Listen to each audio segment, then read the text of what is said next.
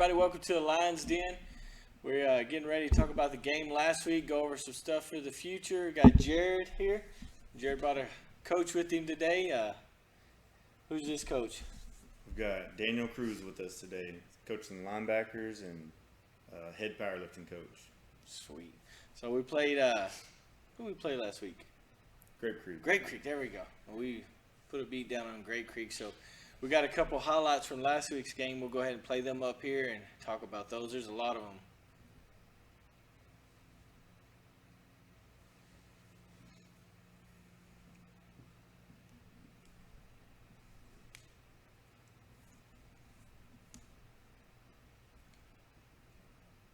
This is first completion of the game. You know, with what they were giving us, ran a little flood route. Hudson to Matthew, good connection there.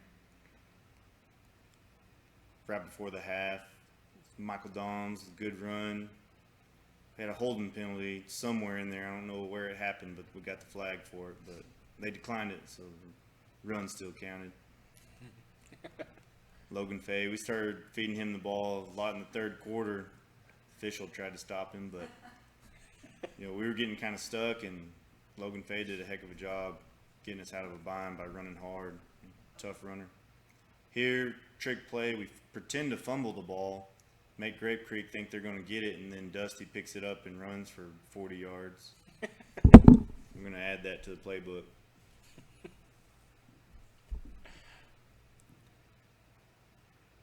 This is towards the end of the game, trying to run out the clock. Here's Michael Doms again on the carry. You know, our offensive line did a good job blocking all night. It's a big deal. Yeah, it was a good game overall. I liked it. The defense didn't allow any points. It was a pretty good game, and it seemed like we got everything firing on offense, and looked like a completely different team. You know, I think things finally came together on both sides of the ball. It seemed like, one game would have good offense or one game would have good defense. I think this time both of them. Right, we were able to put almost all three phases together. We still had a hiccup on special teams with punt, snapping over our head, but all in all, offense and defense, we had a heck of a game. I gave Coach Green problems because I keep saying that they gave up those 2 points and ruined our shutout, but everybody knows that was offense. We were on the 1 yard line, and let's just say the wrong play was called in the huddle, and it was probably the worst thing that we could have called on the 1 yard line, and so that's our fault. We ruined the shutout for the defense. I'm sorry, but yes, it was much more of a complete game than we've ever had. This season, so it was a big deal. It looked like a really good game, seeing people switch in and out on offense. Got Logan Fay back, and man, Logan Fay's good defense and offense. I like watching him play because when he gets the ball on offense, you don't know if he's going to cut or he's just going to run over somebody. On defense, does Logan switch out at linebacker and D-line, or is he just play D-line the whole time? He plays linebacker. Sometimes we walk him down, give him different looks, but he's our linebacker. I wasn't for sure, but I seen him playing some linebacker, so I didn't know because he gets back there pretty quick. So sometimes they're down. It's pretty good defense they got going on there. He's pretty fast for his size. Yeah, and he can catch anything. It's crazy. You watch all the one hands. Big head. Oh, in practice I watch the one hands. It's crazy. He does it so smoothly. He's begging for us to throw him the ball. I keep telling him we're handing it to you every other play. Why do we gotta throw it? Oh, that's funny. So this week coming up, we're going to play Miles, the Miles Bulldogs at Miles. What kind of offense, defense they run? I'll talk about their defense, and I'll let Coach Cruz talk about their offense. But defensively, they've got two different fronts that they've shown on film, odd and even fronts. So we've been working on both in practice. I think the biggest thing about them is they're physical. They seem like a pretty tough group. They've got some big guys. They seem big, at least to us. We're kind of small when you look at our roster, but they're going to be pretty tough. I think they're pretty similar to size-wise Grape Creek and TLCA. one big thing they have going right now is they are 4-0. You know, they're undefeated. They've got a lot of confidence going right now. They're scoring a lot of points each game. They won the state championship in 7-on-7 this summer, so you know they're feeling pretty good. So I think that's a big thing for them right now is just where they're at, undefeated, confidence, everything like that. Offense. Offensively, they like to spread their guys out there and sling it around. They got a good quarterback, good athlete. They have some good running backs in the backfield that can also tote the ball. But like Coach said, they won the state 7-on-7 tournament, so they like to use what they have, and they're good receivers, good quarterback. So They can put points up in a hurry. Yeah, they pass the ball a lot around out there. Yeah, I was looking at, trying to figure out some of the, just watching stuff on film on them and stuff like that, watching them pass the ball. And I think we got pretty fast guys on defense and on offense. And so I think we're going to give them a run for their money on that, especially on defense. I was seeing some of the passes they run and stuff. We got a lot of fast guys that get to it. Offense, I think we can pretty much run anything. And I think it's real hard for people to prepare for us because, we run, pass, run, pitch. All right. We don't ever know what we're going to do, I think much it's- less the other team. Yeah. I think a big thing for us defensively is staying disciplined with our eyes. Mm-hmm. Because we have the athletes to match up, but as soon as we get undisciplined with our eyes, that's when you'll give up touchdowns. Yes, sir. Yeah, and just got to stay comfortable on those guys. Stay with them and everything. Is Miles a pretty young team? They got a lot of seniors this year. Not really. They're pretty young. It's kind of hard to tell when you look at the roster because they don't have a JV. Uh-huh. So, it's everybody freshman on up on the roster. So It's got everybody. it's kind of mixed, but they're not real senior heavy.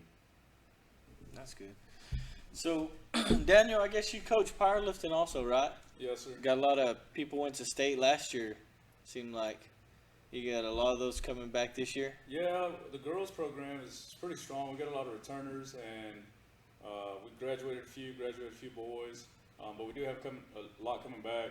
A lot of excitement, and the good thing about this program is it's been a lot of younger siblings kind of replacing their older siblings that are graduating, so they stay excited and put in a lot of good work to get to where they have been. So we're hoping for the same thing this year. They have early workouts starting at 5:30 a.m. and it's hard to drag a kid out that early in the morning, but they put in a lot of good work, and we're hoping to have the same success. Seems like it just keeps growing more kids every year. It just seems like there's just a little bit more. Yeah, we try to convince the kids to come out.